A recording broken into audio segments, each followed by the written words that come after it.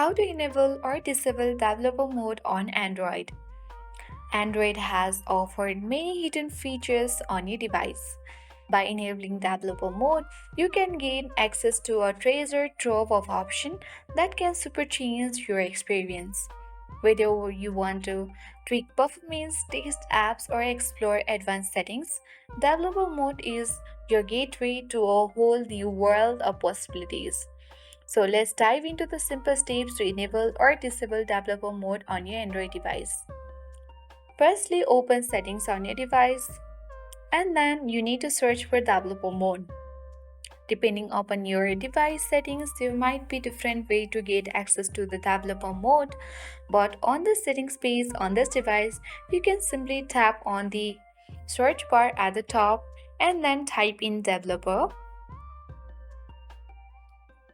At the top only you'll get easily the developer options. You can also go to the additional settings and get the option, but this is the quick way. So let's open the developer options. Then you will get access to this page where you will see developer option without scrolling at the top only. You can simply toggle on the button to enable developer mode. If you wish to disable it, you need to toggle off the button and the developer option or developer mode on Android will be disabled in quick way.